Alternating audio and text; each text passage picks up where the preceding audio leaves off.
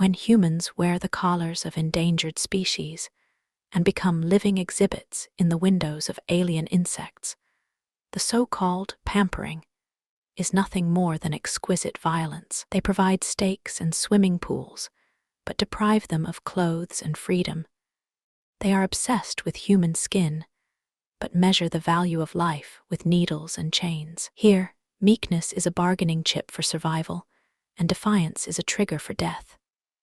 Luna, the protagonist, tears open her scabbed wounds, swallows the foul-smelling milk, and plays a silent escape under the compound eyes of the surveillance camera.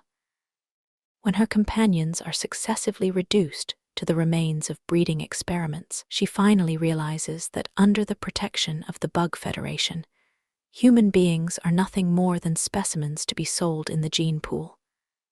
This is a post-apocalyptic parable about power and domestication, and a sharp satire on anthropocentrism when the students wake up from the nightmare, smashing bricks at the panda cubs and hissing, "Run forward."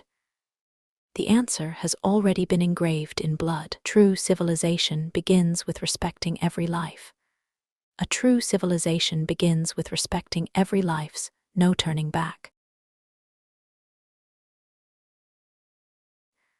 I was the last one caught. As animal science majors, we flipped our car on the way to practice on the way to a wild forest area to observe a wild panda, and woke up and traveled en masse to the unseen world. I injured my leg and got separated while looking for food. By the time I woke up and struggled to climb eastward, the insectoid that had sneakily stalked me all the way up the mountain with a brawny, gloved figure had reappeared. I struggled hard to run, reaching out in panic to pick up the debris beside me to try and smash it again. But the big, clean-eyed bug brother still just looked at me with compound eyes open, and a very low, coordinated chirp coming from his mouth, as if to tell me not to be afraid. It doesn't seem like there's any malice in it. I had long been exhausted, the wound on my foot bleeding again, and another soft call from the bugs behind me, and this time I stopped hobbling and turned back. It puts a fruit on the ground. I gulped and looked down at the fruit when a slight tingling came from my foot, and a very thin worm needle spread throughout my body with a paralyzing effect. I was anesthetized, and by the time I opened my eyes, I had been taken to the base of a completely alien building. The other two insectoids in charge of guarding the gate opened it, and the silver-white house streamed in the sunlight. Light curtains and spinning icons converge into unreadable messages. Around the transparent room, there were several humans with oddly shaped faces cowering in the corner, looking up at the place. There was something wrong with these selves and blacks at first glance, with disjointed upper and lower eyes, wide eye spacing, and thinning hair. There was a stir in the base as I was lifted down from the transparent electronic box. All the bugs surrounded it. They whoop-whooped as if they were anxious and agitated, and the small eyes in the compound eyes on their white heads looked at me for an instant, and a bug that looked like a leader reached out a tentacle, and I was too drugged up to move, so I could only watch as its hand landed on my head and touched it gently. Whoop-whoop was like a laugh, and the pupils of the countless small eyes inside the compound eyes of the lead bug dilated. Judging by human emotions, this is excitement or happiness. It seemed that these bugs seemed to like humans, especially their bare skin and soft hair. I was sent to a separate medical-like room. The wound on the foot was treated with insectoid medicine. Unlike human treatment, the bugs have a rougher way of doing things, like that one piece of broken flesh is just dug out. No drugs, just waiting for it to grow on its own. I almost jerked over in pain after the anesthesia was over. Then, at that moment, one of the bug nannies in charge of my care brought a tub of milk, actually freshly squeezed milk with a fishy odor, and I gritted my teeth and drank it.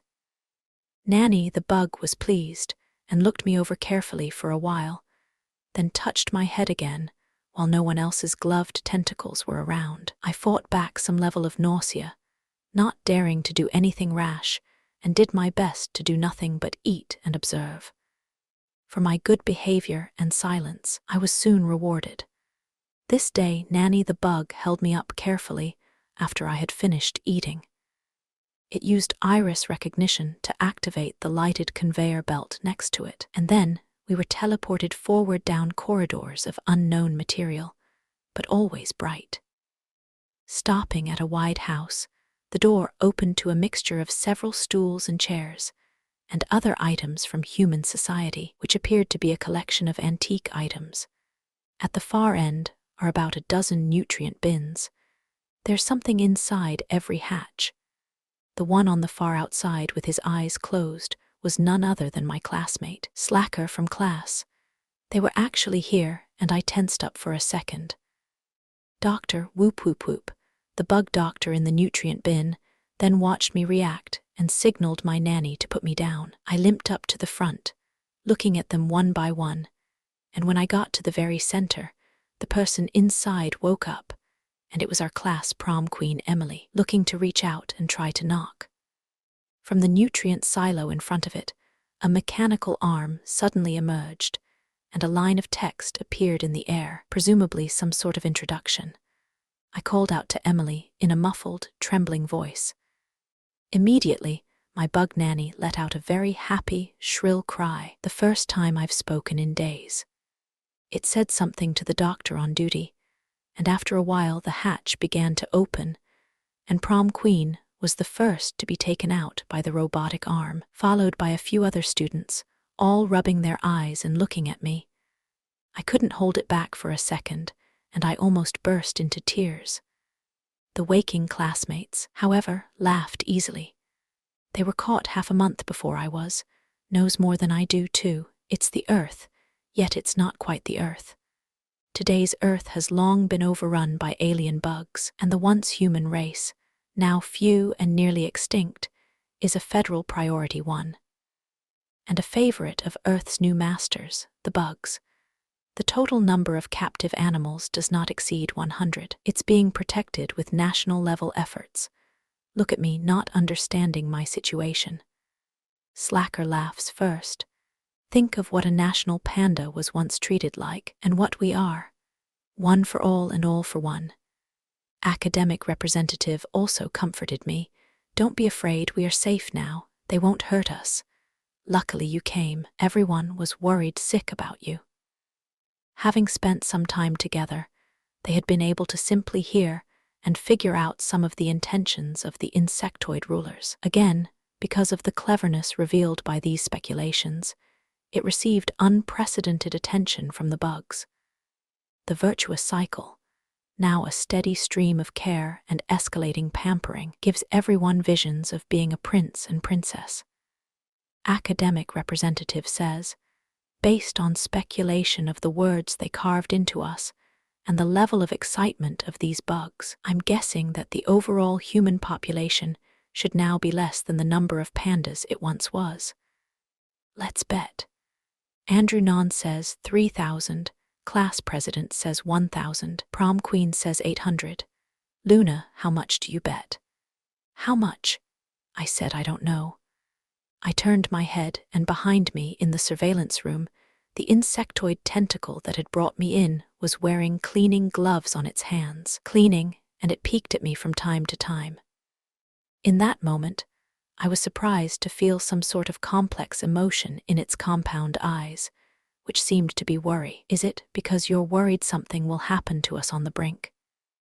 It is ridiculous that human beings, as ancient and precious living fossils, have lived on Earth for 5 million years with their strong adaptive capacity. It exterminated nearly 85% of the planet's wild mammals, consumed nearly half of its plants, and at one point became the lord of the Earth. Then, after 1,000 years, it just became an endangered species.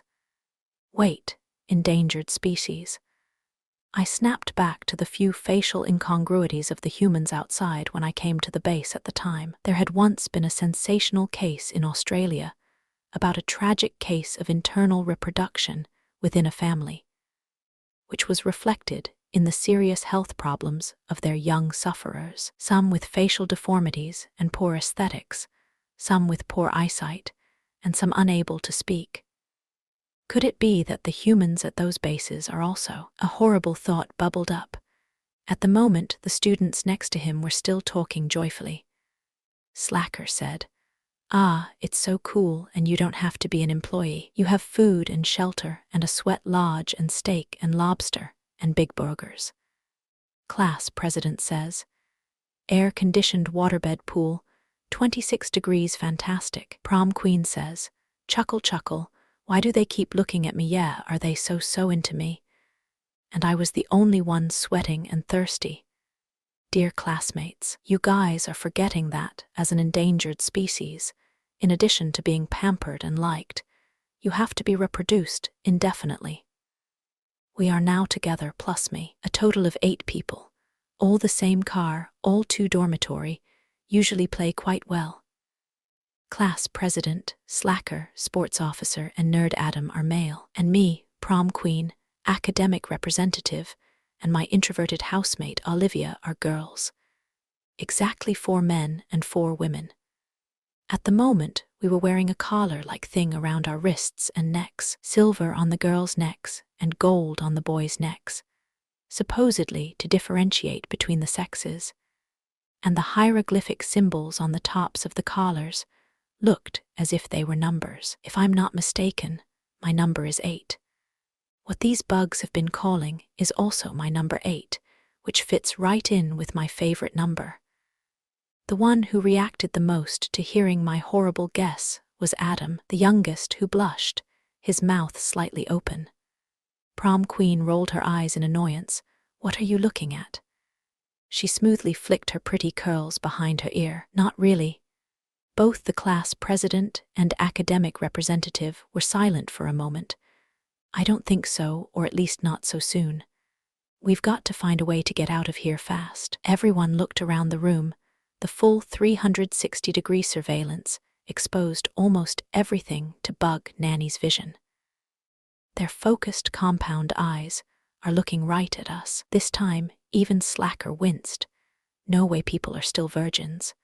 Housemate Olivia was on the verge of tears. "What to do, Luna?" Unusual insects have tens of thousands of compound eyes on their eyes, and each compound eyelet is like a small eye. These small eyes can capture all actions and subtle changes, and then through the visual nerve to the brain. It is equivalent to all human actions and expressions. Their eyes are infinite slow motion. So as soon as Olivia cried, "Nanny," the bug that belonged to her moved, and I immediately said, "Stop crying and laugh." Olivia pouted and gave a look of incomprehension. "What's wrong?" They can't understand us, but they can judge our status by our expressions. If you continue to cry, you might be judged as if we are attacking you. Think about how our lab separates playful and fighting little autodidacts. Everyone stopped talking, and while that was happening, I realized that there were a lot more bugs outside the lab than expected. I don't know when it came. There's too much of it. Through my experience of healing in the outdoors and in the medical room, I've discovered that the bugs are all distinguished by the chains around their necks. Ordinary people are necklaces made of stones or tree beads. Doctors like this are earth gems in the general category of crystals. And administrators of a certain rank carry necklaces of gold brought to earth by the universe from supernova outbursts. The larger the bead of the chain, the higher the rank.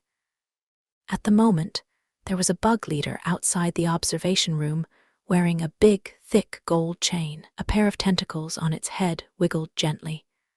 Insects have tentacles that evolved from legs that grew on their heads. It is the most important sense organ of insects. Some could identify the taste of food, some could detect sound, and some could sense odors.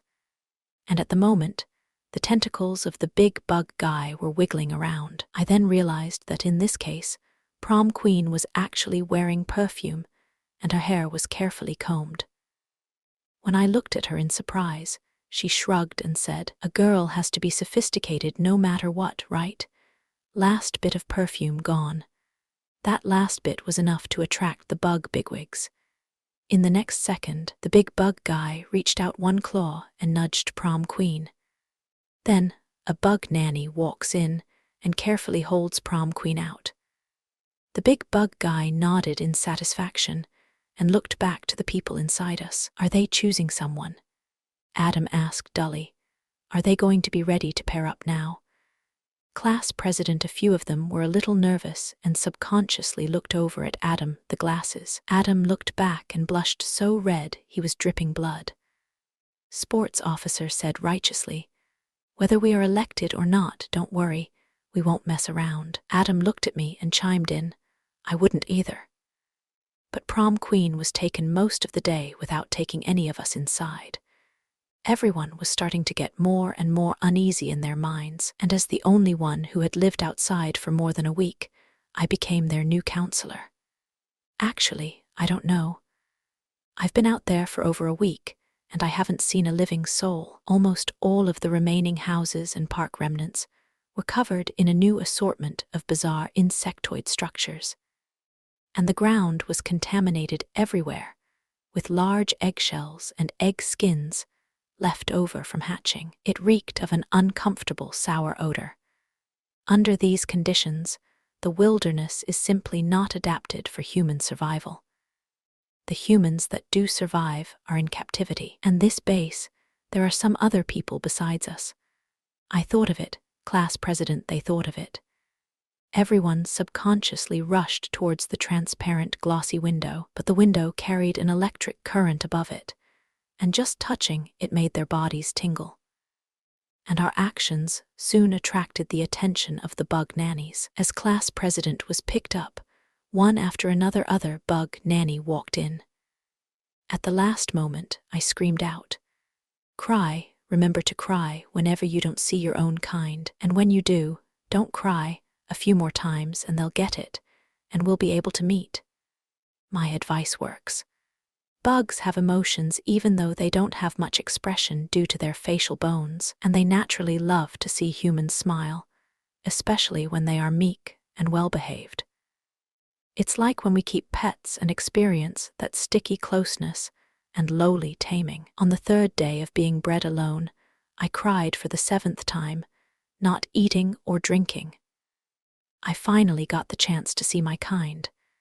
But what I saw through the light brain was not a face-to-face view, but a large image right in front of me, to my left and right, and even moving on its own if I wanted to look at it. And to make matters worse, my companions, 4 of whom now had no clothes left to wear. Class president is naked and curled up eating, and Adam is sleeping. Slacker is gulping down juice and burping. After all this time, the bugs found the optimal room temperature for human temperatures, in which humans could go without clothes. So they removed their human clothes. They love the soft skin and elastic bodies of humans, just as humans love fluffy cacamis and puppy dogs. Like what you like, let humans become like themselves. Bugs have no moral burden. Sports officer was the worst. His chest hair was stripped off one by one, and his chest was red. Because according to bug health standards, healthy humans aren't supposed to grow hair here, after all. None of the others who came with them did. I watched these 4 students for 2 days, and after another 2 days, I realized that class president's screen was gone. Only 3 other male students remain. After another 3 days, I realized that the sports officer screen was gone as well. Now there are only 2 male students left. I started to panic inside, and a ridiculous thought suddenly popped up. Bugs, since they also have feelings like this, put yourself in their shoes if they do breed. We newly captured humans might, probably, consider the emotional factor as well. So the girls' side can only see the 4 boys, and then depending on how long it stays, the one left at the end becomes paired. But the reason I watch Adam and Slacker Andrew more is because they both at least block the key places every time. The thought got up, and the more I thought about it, the more I panicked, and just then, that big bug brother who sent me to the base earlier is here. He's filling in for me nanny to help clean the house today. I glance at poor Luna to see him. His eyes aren't moving, but his tentacles are wiggling slightly. After all, as a human it had brought in by its own hand, it had always paid attention to me, I knew that. I turned my head and looked at the screen with an expression that was on the verge of tears. It looked from side to side for a moment, then continued to clean and disinfect. But a tentacle-like hand touched my injured ankle, quite unintentionally. The previous wound had healed and scabbed over, and now it looked red, but it didn't really affect it much anymore, and it didn't hurt much at all. I reacted at once. The reason I never got out of the exhibition before single room and being left behind was because I hurt my foot. If the injuries continue, that definitely has an impact on pairings. That night, I picked at the wound with my fingernails under the thin paper sheet, gritting my teeth and tearing the scabbed scar all the way open. The blood flowed all over the place, but I endured it without saying a word. The next morning, the long-lost bug doctor came again, and this time it looked at the wound on my foot for a while, before taking out something to wrap it in as I cried. And just then, Dr. Bug's assistant came over, and they gabbled for a moment, and the assistant tapped on the light brain in front of her, and saw diagrams of wedge shapes with different fits. I keenly saw the code for prom queen with serial number 2 at the top. And her code was followed by several gold-colored codes, but none of them belonged to a male student in the same nutrient bin. Is it? It's been a month since I got my answer. During this time, because of my repeated injuries, I was always still in the medical single room, and from time to time, a bug doctor would come by and carry my leg to take a look at it. As soon as they want to remove the clothes or crank up the temperature, I make a dying face. My late period and recurring infections in my wounds made me finally get sick. I had a fever, and at this point, even when Slacker and Adam walked naked past the photo brain in front of me, I didn't look at it anymore. My bug doctors gibbered to each other for a while, seeing that I was in bad shape. That afternoon, I was given new image content to try to inspire me. It was at this point that I was caught off guard to see a completely different prom queen in another state. Prom queen, who was once so in love with beauty, is now a different person. Her beautiful big wavy hair was all cut off, and there was a faint red on her forehead because she keeps trying to wrap her hair around her neck. Today, prom queen is in a beautifully large house full of soft partitions. There were no more clothes on her body. Her skin was snow white, her body was incredibly round, and she had gained at least 30 pounds. There was endless streams of food to drink, gorgeous jeweled toys high up in the air, and it looked like a great environment, with several bug staffers bustling around, just circling her. Any of the same food, if she glanced at it, was immediately served, and at the slightest frown, immediately taken away. Everything would have been perfect if it weren't for her high belly. In just under 2 months, the belly is so incredibly large that there are at least 8 babies in there, if they are multiples. Are these bugs crazy? At the moment, she mechanically clutched the paper pillow she slept on in place and mumbled something under her breath. Then, as soon as the bell ticked, she'd look up and smile woodenly at the door, like a conditioned reflex to tame a puppy. Even if they existed like national treasures, so what? In the end, they were still bred pets.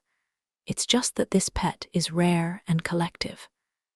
And prom queen, because it's liked by the bug big brother, is also the most precious and the earliest domesticated within this rarity. I stood up in a flash, blood still dripping from the wound on my foot. A little blurry in front of me because of the vertigo, I stabilized myself, and I held out my hand. The scene in front of me cuts over. Then, I saw academic representatives, Sarah and Olivia, whom I hadn't seen in a long time. Their rooms are not quite the same. They seem to be a bit freer, And there are crystal rooms that can lead to the outside time to open, and you can see traces of sunlight, just like the VIP rooms inside the zoo. Outside, on the grass, there are bathtubs made in the shape of giant clamshells.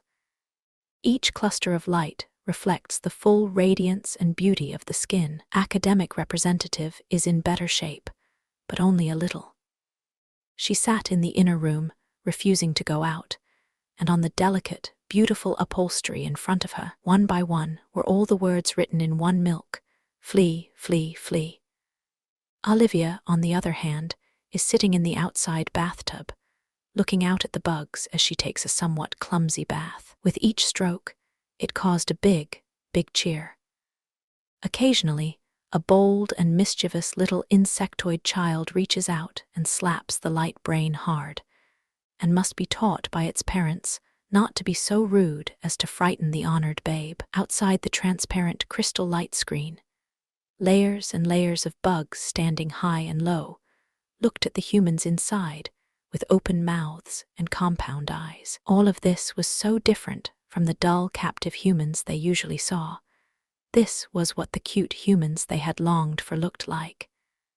Introverted and always unsure of her looks, Olivia is now the most adorable human in the hearts of the bugs.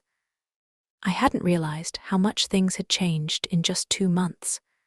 Standing for so long that the blood on my feet clotted on its own without even realizing it. When I came back to my senses, I realized that the bug doctor had been staring at me, and it seemed to be quite full of pout at my yearning for my kind. Then it looked at my feet, and I subconsciously retracted them.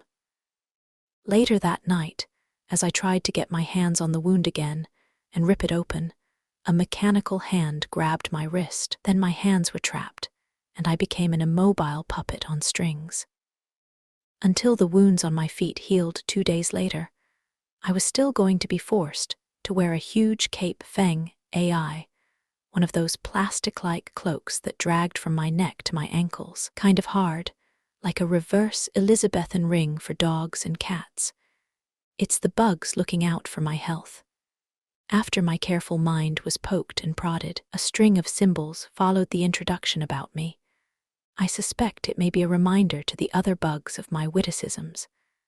That was the last time I saw them on base. 2 days later, other districts came to select human treasures to go back to the exhibition.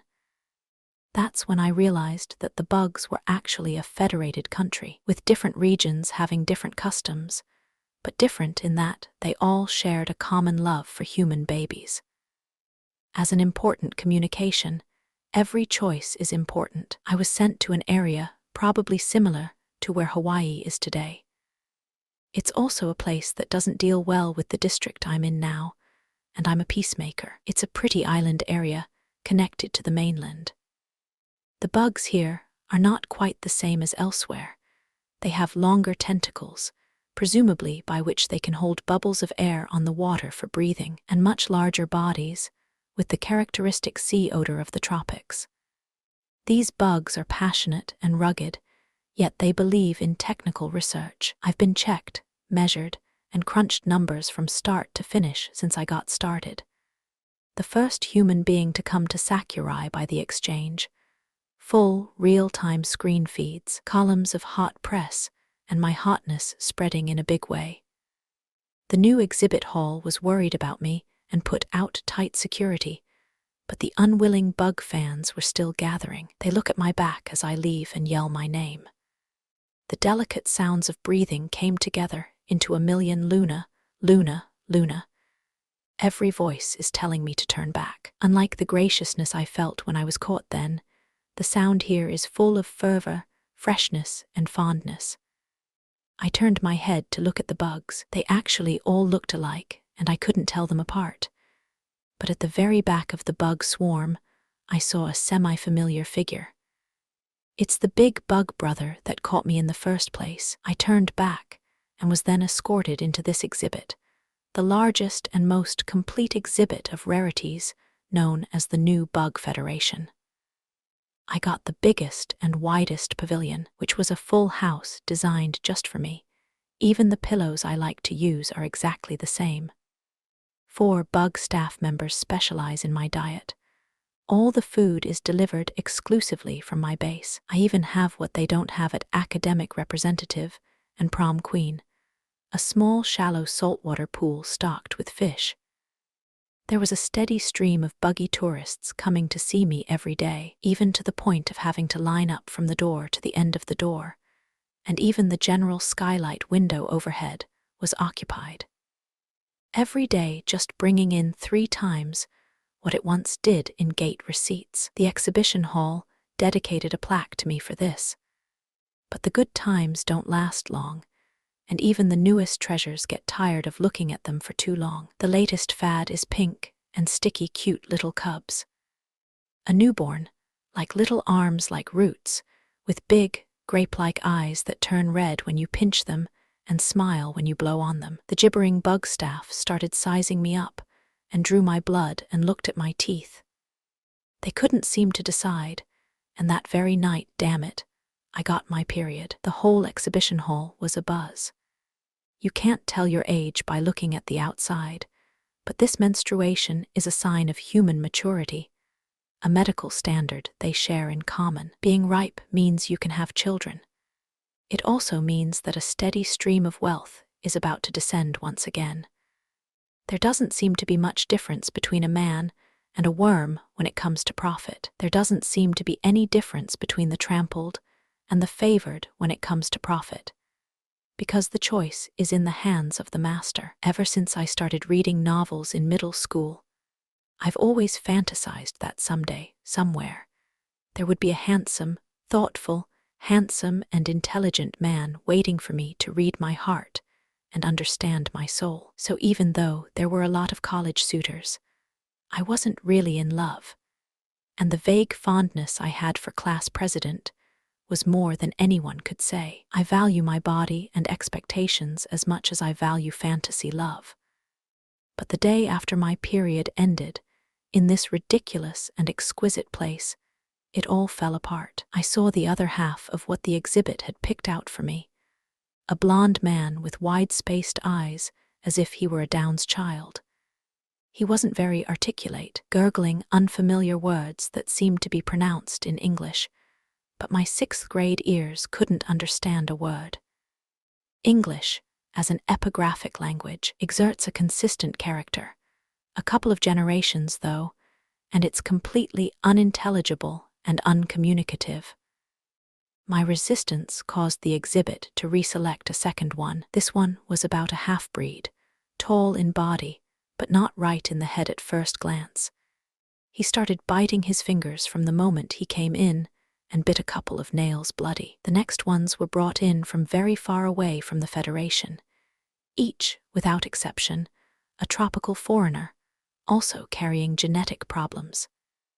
It's the exhibit's idea that they want a human baby in their area. If we choose to be paired with a man from the same base, the babies we give birth to will have to be sent back. My resistance eventually exhausted the patience of the exhibit's leaders. Then the second step began. They gave me the usual animal aphrodisiac injection. When the last of the foul-smelling men pounced on me, I bit down on my wrist, blood spiking out, and a brief moment of clarity was enough. At the moment, the bugs outside are milling about, and I run hard, followed by those behind me, each time provoking a gasp of surprise and anticipation from them. Actually, I don't blame them for this one. As pets and domesticated animals, the biggest requirement is to be able to mate in front of their owners, because only scientifically observed and measured results can be valid and robust. But I'm not a pet, so I gritted my teeth and tore hard, the cuts on my hands lengthening before I closed my eyes and rolled over into the shallow pool of salt water. The intense pain put me in control of my body for a moment. Fresh, hot blood spilled into the azure waters, and the fish swarmed. I turned my head to look around. The bugs clearly hadn't expected anyone else like that. Over the millennia, after sifting through them, all they see are docile, soft, dopey humans. They stare blankly at me, and I look at them. I finally couldn't stop crying. The paired man was eventually taken out. I was reclosed with a separate endorsement for character development desensitization experiments because of my violent temperament. Yes, there was no contradiction in humans being pets as well as test subjects. And it was also at this point that I realized that humans had also been food for bugs in the beginning. I couldn't earn admission money because my self-inflicted injuries became the psychological shadow of so many little bug babies who complained about the pavilion by association. So I was moved out. My room got smaller and I ate simpler. It's always sweet potatoes, simple raw and cooked, with the occasional dried Luna fruit, and even that is rare. I don't have a big appetite, but with this kind of portion, I just can't get enough. The bugbear watching over me had gone from 4 to 1, and just this one wasn't very good-tempered. It twisted and turned every time it came over. Its tentacles twitched, and then it just threw something on the ground.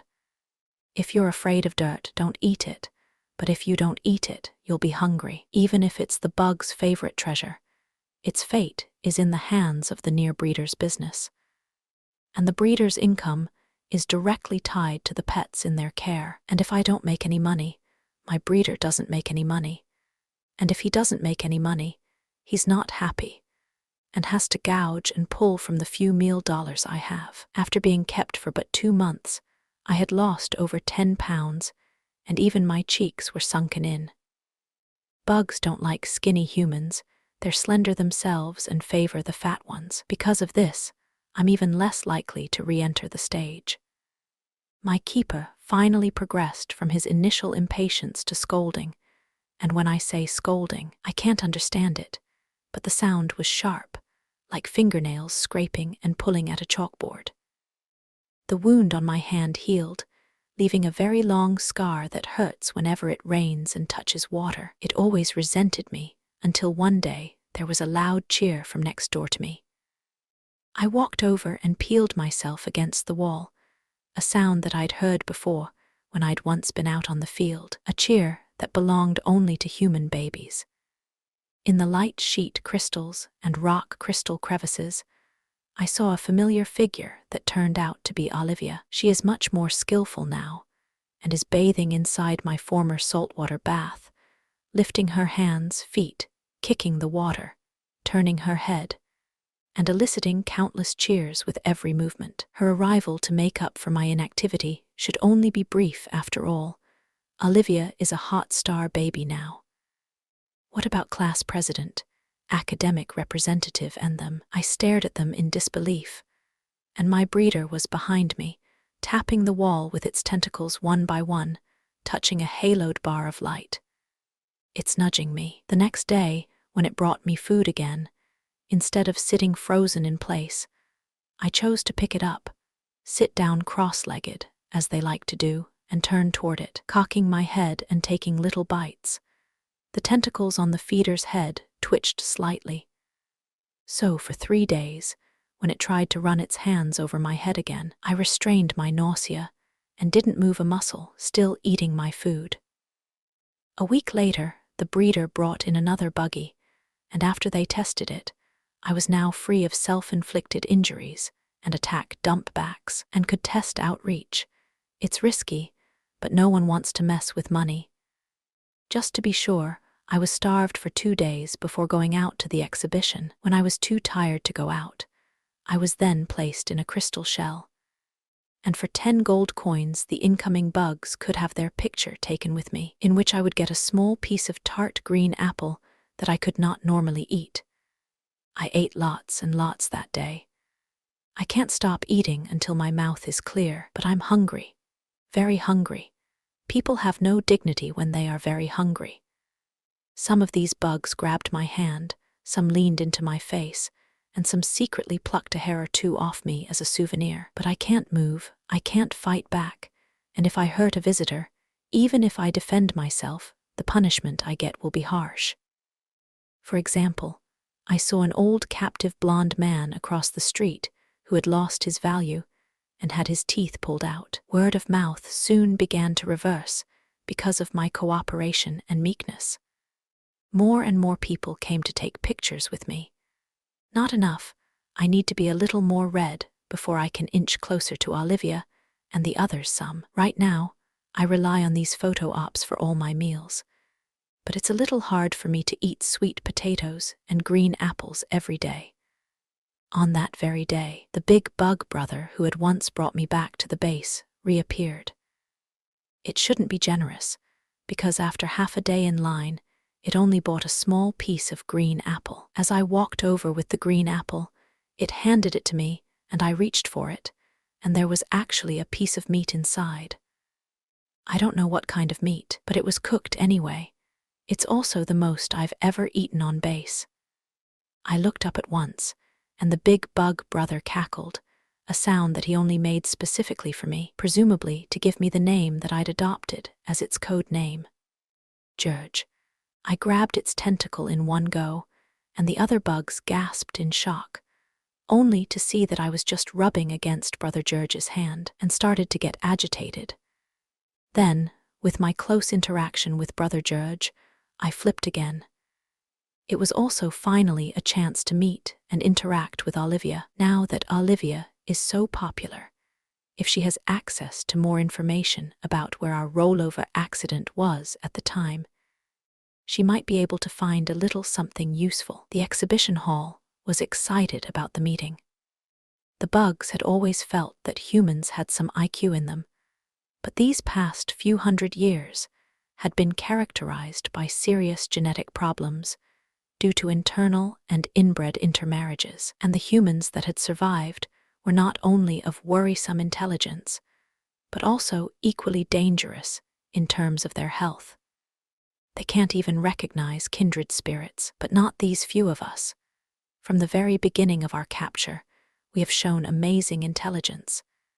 And now we are the meat and potatoes of the entire bug world region in order to get one to improve the genetics of our side of the baby. Not only do you pay a lot of money to rent it, but you also sign all kinds of tough agreements. Olivia just stares at me as I approach her. Her stomach is slightly bulging even now. I don't know if she's gained weight or is pregnant. She approached me carefully, telling me all this information she had gotten on one side. We can't get out now, so we might as well adapt to the environment and live well. You call this living well? I asked her. She gave a bitter laugh and said, at least, there's no burden of survival now. Food and shelter are taken care of. And they kinda like me, don't they? Much more popular than I ever was back at school. Orcs are never slaves unless they are packaged with food and shelter. Watch me stare at her bulging belly. Back she released a small smile and said it always pays to be favored. Whose is this? I asked. Olivia shook her head and said, I don't know and it doesn't matter. Do you want your children to live like you? I asked. Olivia didn't think so. She had already figured it out or had her own logic saying, there's nothing wrong with living like this. At least I don't have to worry about living expenses and work every day like before. And I have to count all the meals I have to eat with you guys. You guys, you're too full to know how hungry you are. After reading and graduating, your family are engaged in animal research. Some people pave the way. There is a doorway is certainly the office work. Prom queen looks beautiful, has long had a meal ticket. Academic representative good grades, also do not worry about the way out.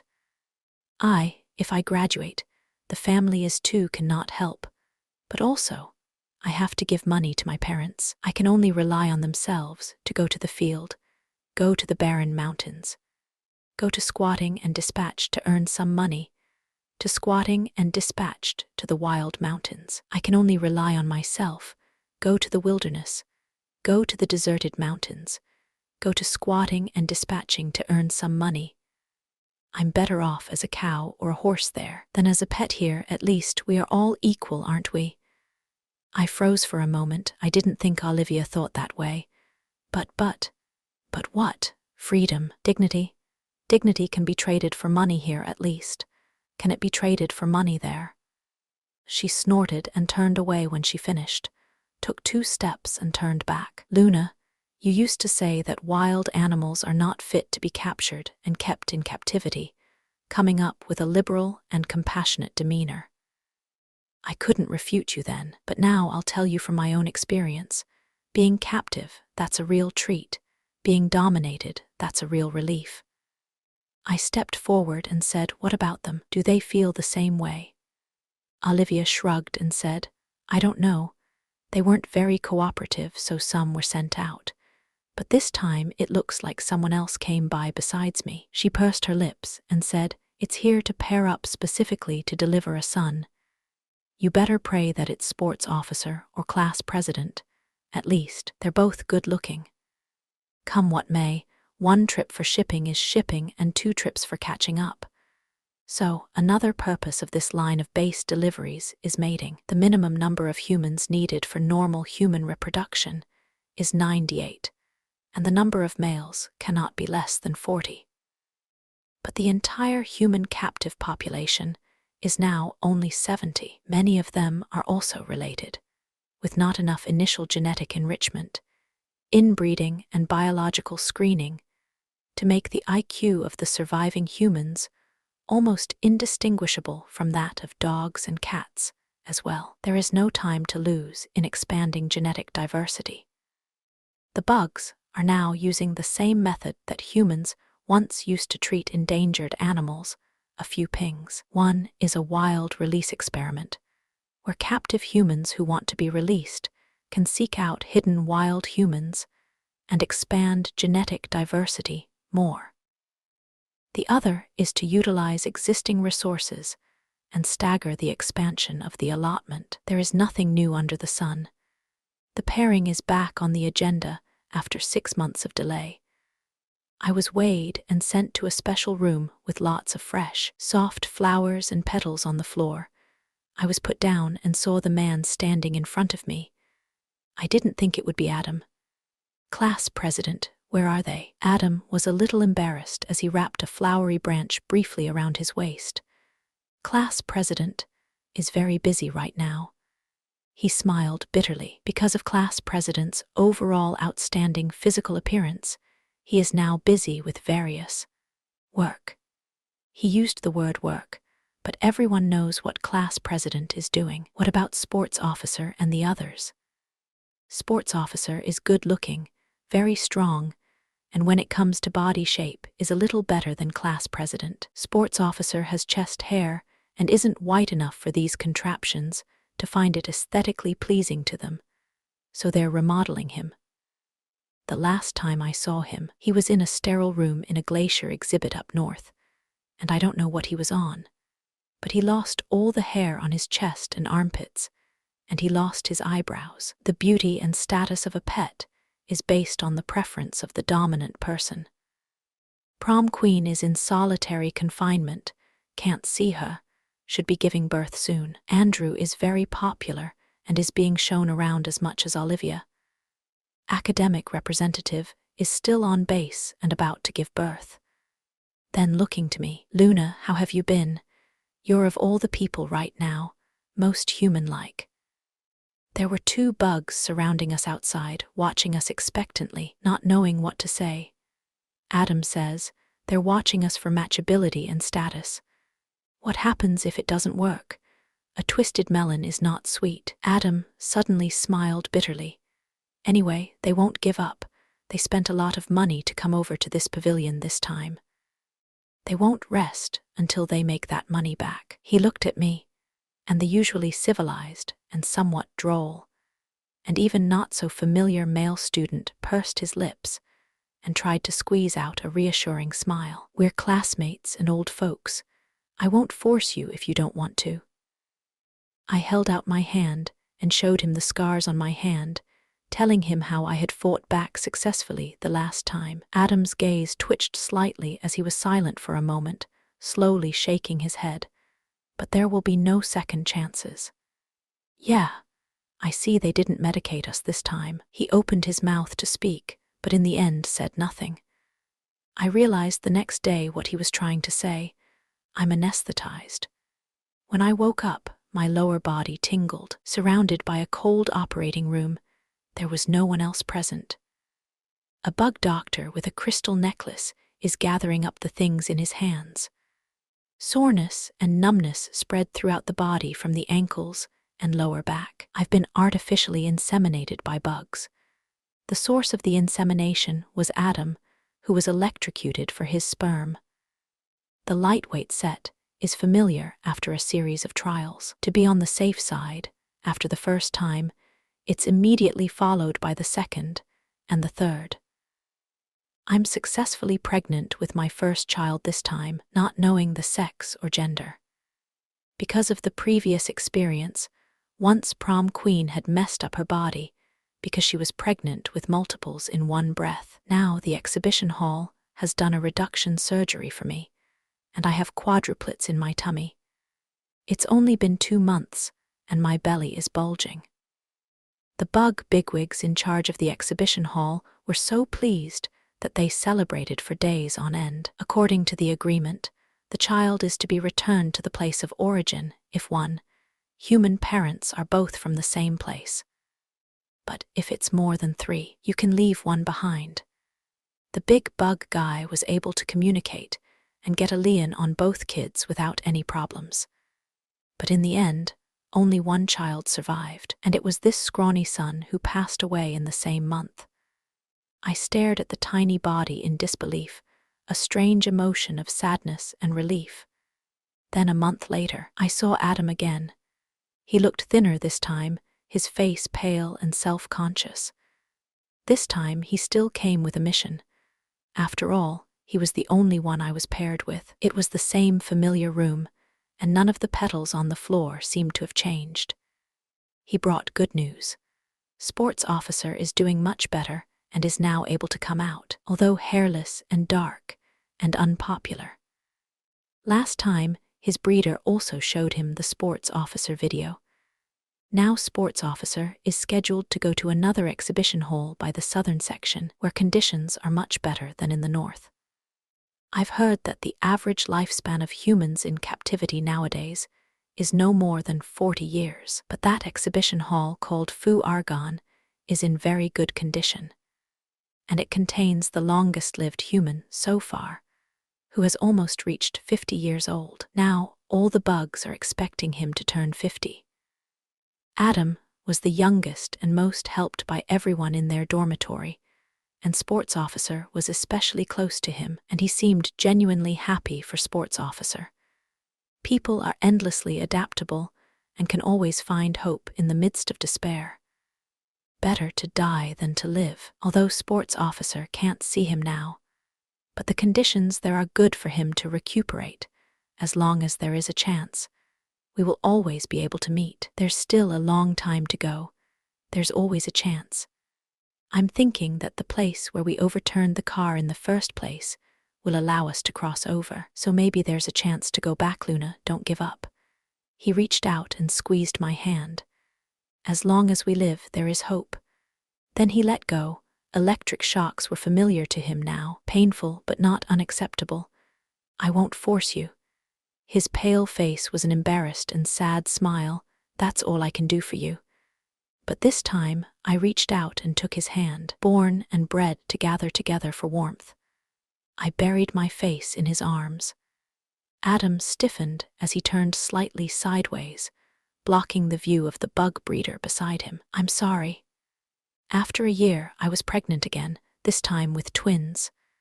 Sadly, the weak one that was born folded in the sky, leaving me with a lovely daughter. This time, according to Bug's observation, I was given the opportunity to raise my daughter because I could take better care of her. I don't know how long I'll be able to keep it, but it's as if this child that came from inside the body was born with blood in its veins. I can hardly help but love her. A tiny soft mass, and so gentle and well-behaved by nature that at the age of 1, she opened her mouth for the first time to call out for her mommy. Tears came to my eyes. I both love her for existing and hate myself for giving her life. And one of the mornings, just after she could talk, I woke up from a long and unusual slumber, and my daughter was gone. I didn't even get to name her before she was taken away, sent back to base as per protocol. Then the next month, I saw Adam again. He's even more haggard than last time. He was but 25, and now he looked all of 30. He was sent from the base. Along with the delivery of various medicines and supplements, there was even an emergency surgery done on the way here. The frantic sperm retrieval and running around nearly destroyed his body. But worse than that was another horrible piece of bad news. He sat paralyzed like a puppet with his spirit drained and said, "Luna, sports officer, is dead. Sports officer is dead because of Adam, but not all." Before that, he was sent to the blessed Argon exhibit, where there was a nearly 50-year-old captive human to break the longevity record for captive humans. As a host sports officer is forced to become a mobile living blood bank, being repeatedly pumped to renew the life of that captive star pet. It did break the record for captivity as well. For the profit-seeking bugs, sports officer's loss of his beautiful fur, his unappealing looks, and the fact that he's a parasite certainly aren't as important as the local pets. His body deteriorated dramatically as he was repeatedly pumped with blood. It just so happened that the base staff coming to the exhibit were going to pass through it this time, and since Adam was in such poor health, they wanted to take it with them as a backup. And it did spare on, with sports officer being contributed the last of his blood, as Adam fainted in the craft coming down. Adam buried his head in my hand, tears soaking his palms. "Aren't we babies? Why? Why is this happening? Aren't sports officers the most precious babies they say they are?" He mumbled something. "We were supposed to go back to the base together. We're going back together." I shook my head, long since numb, and said, "Precious? What is preciousness without strength that is not respected and imposed? Like you're the little baby, get in the way. You're the beast looking for death," Adam said as he lifted his hand from my palm, his face full of tears. "Luna, am I wrong? I shouldn't have." Just then, ambiguous voices rang out from inside the pavilion. "It's the bugs, to get us in the zone quickly." After observing them, they took images of other humans mating. "This will stimulate newcomers better." Tears streamed down my face as I saw a tearful slacker Andrew, a pale and numb academic representative, Olivia with her eyes closed, and my own face. Adam reached out and covered my eyes. "I'm sorry. Born into slavery with no dignity. It was once said that time was still long, no longer a hope, but a long despair. I have 1 year left to expire on my lease, to be able to keep a child. I was inseminated again. This time, I gave birth to quadruplets. I actually knew when I was born that there were 2 stillbirths in there. But when it was announced, it was the surviving quadruplets. 2 stay and 2 are sent back to base when they grow up. During my pregnancy, celebrity guest Olivia was once again borrowed in order to keep the heat on the exhibit hall. She was still round and fat and white. But there is no longer the comfort that there once was, because of the almost non-stop production. Her body was severely out of shape, and because of this, she was also given clothing to cover up. She is now having difficulty getting pregnant, having lost her fertility after her last pregnancy due to blocked tubes. Combined with old age, it's now long past the human star it once was.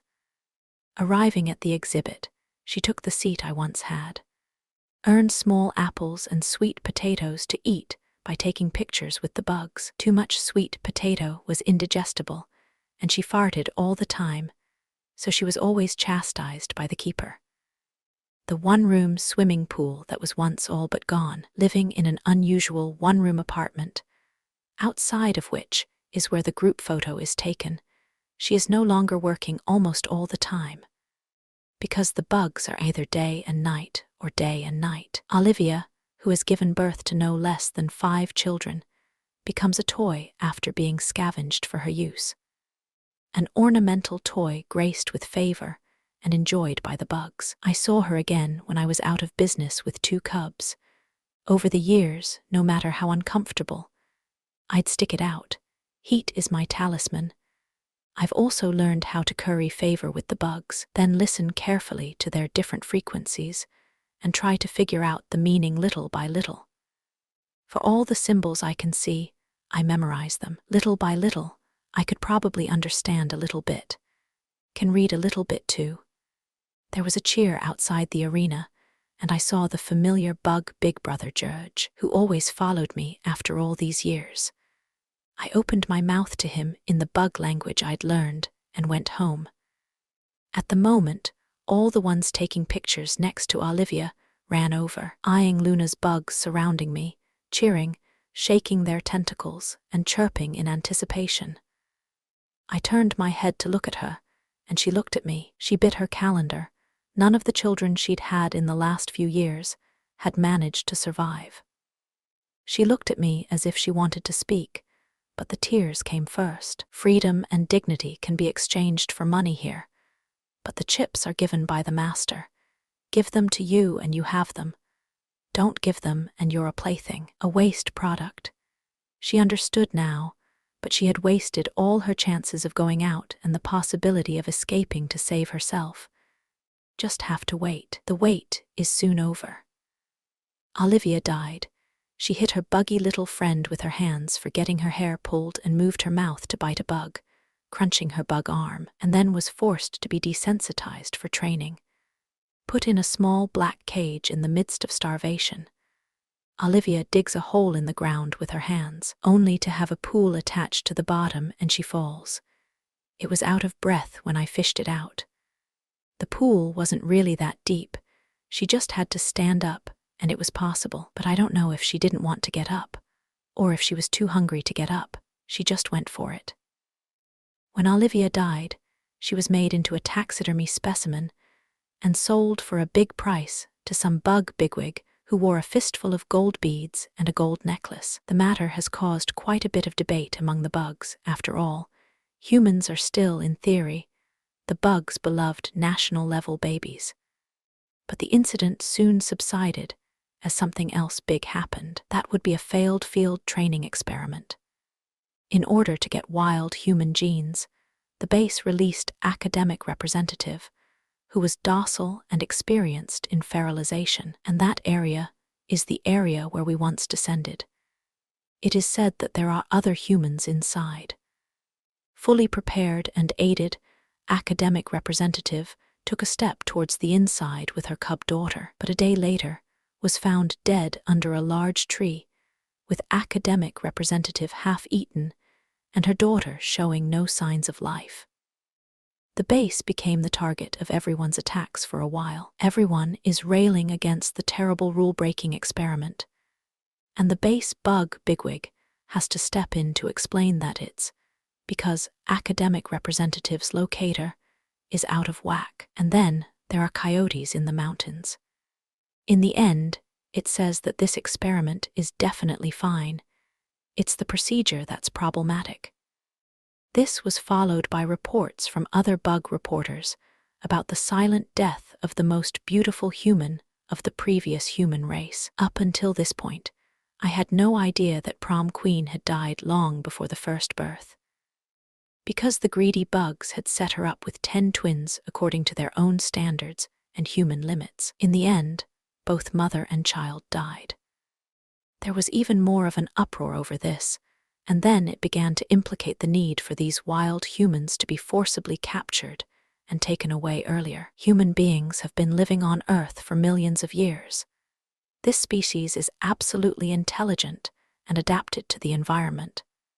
How can there be difficulties in breeding and have to be bred by electrocution breeding method and then released into the wild? If you don't touch their habitats, they are doing better than you.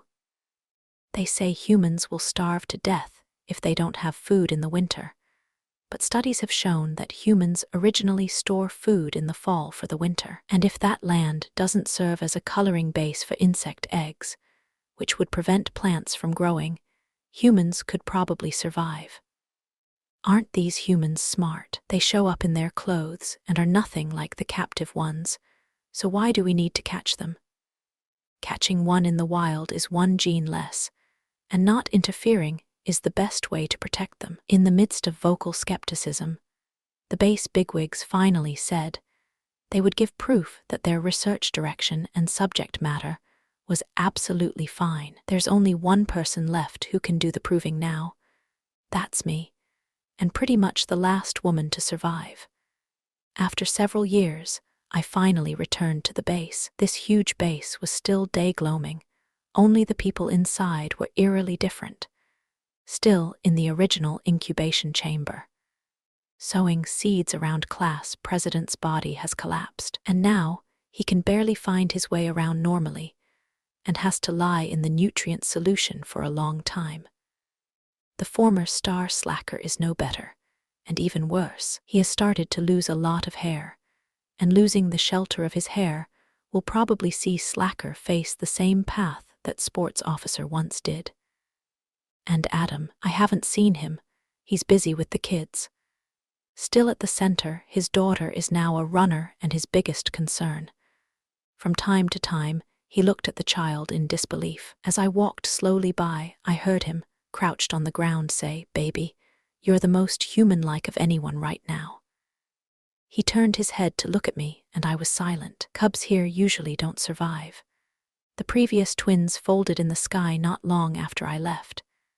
And this baby, too, is the only cub that survived that belongs to us. Every time we show up, all the bugs and surveillance will be on us. One move. It had taken Adam a long time to gain the trust of the bugs, and he was the shyest and gentlest human they had ever met. He treats his cubs with indescribable patience and care.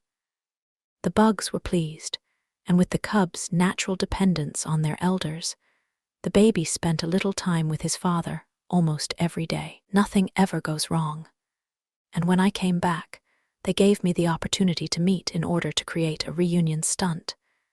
Each time you pass, you go very slowly, and too much speed triggers a monitoring alarm. As I was about to pass, Adam asked me, "Give her a name." I gently closed my eyes, then looked at the clueless child and slowly shook my head and said, "No. With a name comes affection and shedding." The moment I walked into the restroom, I heard a sudden screech from outside, the sound of the bugs' wings lifting and hissing in anger as they were startled. Then I heard a sharp crack of wind. I didn't turn around, and in the mirror-like curtain of light in front of me, Adam collapsed, choking his daughter, a sharp gash gushing hot blood from it. Half his shoulder and chest were shattered. His mouth was a raging torrent of blood, and he looked in my direction, struggled to open his mouth, then collapsed.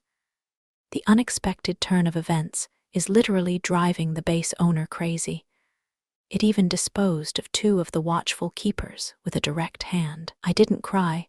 I just sat in the clear lounge and buried my face in my knees. Should have cried. But I can't cry when I see those creepy-faced humanoids next door. Is it hard? I don't know. For pets bred to get better genes, better offspring, more beautiful pups, screening is inevitable. Inbreeding is acceptable. If something happens to me in the wild training, then in the future, my daughter will be the only female on the base. What she faces will be an unimaginable future. Dogs can't refuse, cats can't resist, but people can choose. This is the kind of future that was never supposed to happen. I went into the field with my expensive, not-so-easily dislodged locator under the watchful eye of all the bugs. The world is a very different place 1,000 years from now. Because of rising temperatures and increased precipitation, deserts became meadows and meadows grew dense forests. But wherever there is land, there are signs of bug activity.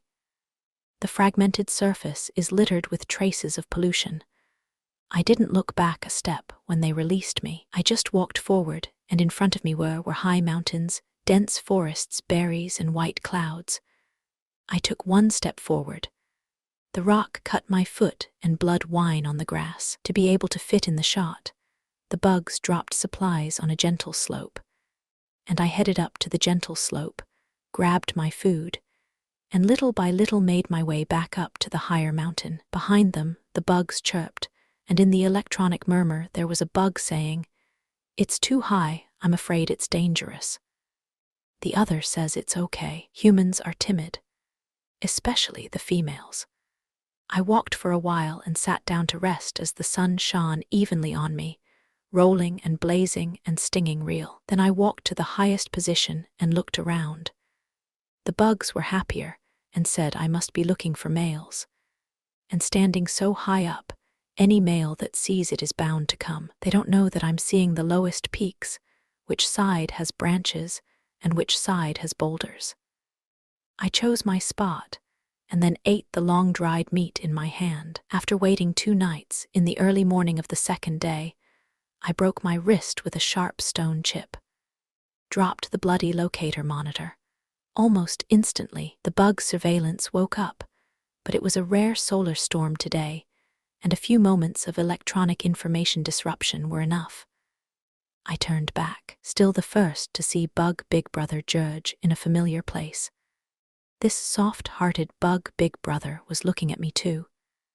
It's like it saw me in tears putting the body of the child with the sky folded away, and watched me bite the back of my hand in tears as I watched the child being taken away, watching me give birth to a child covered in bruises, watching me look up at the sky in despair.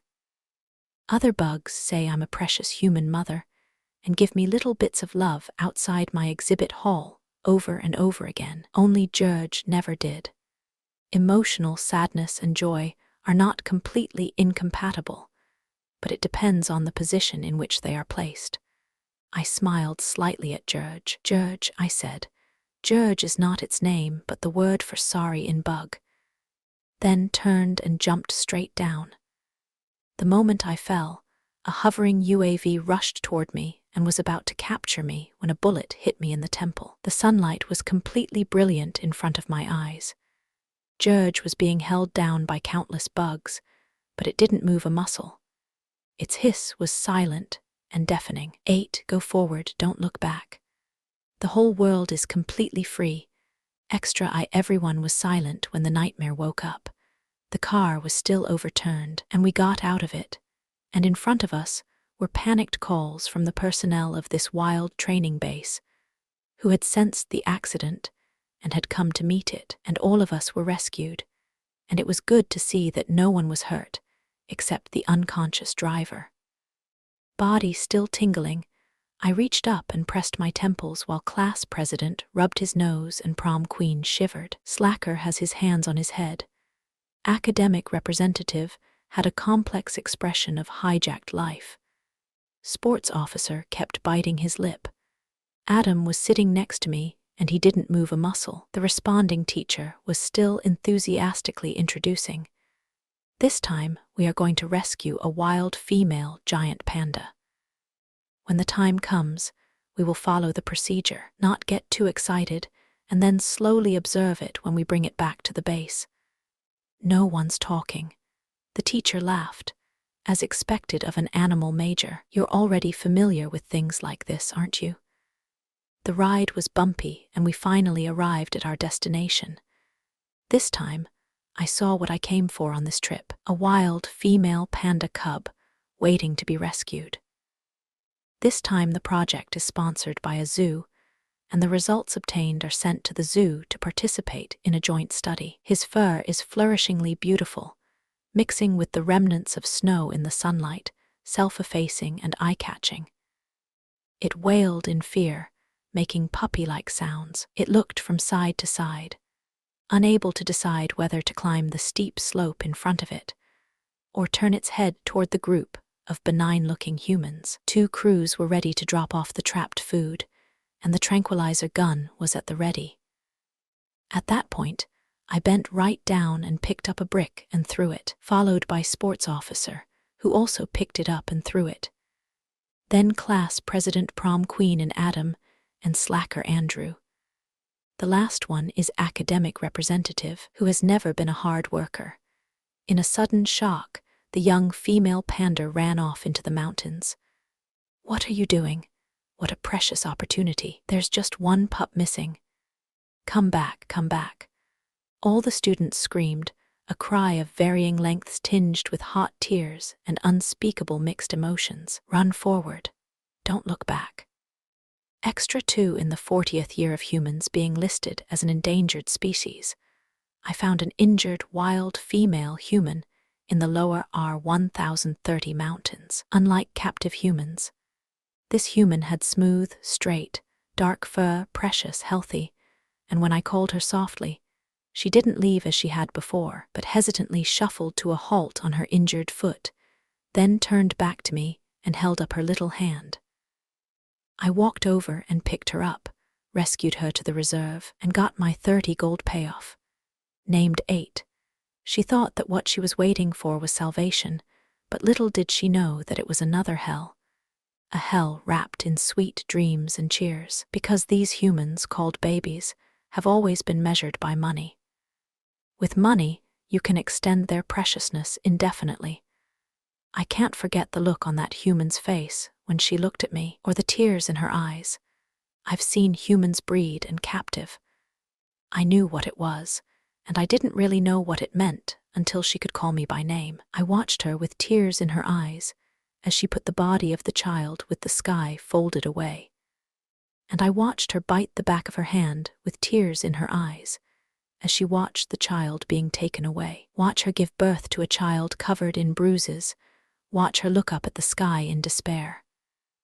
Watch her be relentlessly and reproductively and pleasurably being used as a ruthless tool of enrichment and a reproductive machine. No, no, no, no, baby, that's not it. Real babies don't look like that. It's gazing, it's respecting, it's pampering, it's helping. It's not bothering each other, but holding on to like. So, after tossing and turning for so long, I helped her the moment she finally looked at me. Now, I was about to be disposed of, but I got a peace of mind that I had never had before. If there's another chance. I wish I had said that to her at the very beginning when I met her. 8. Run forward, don't look back.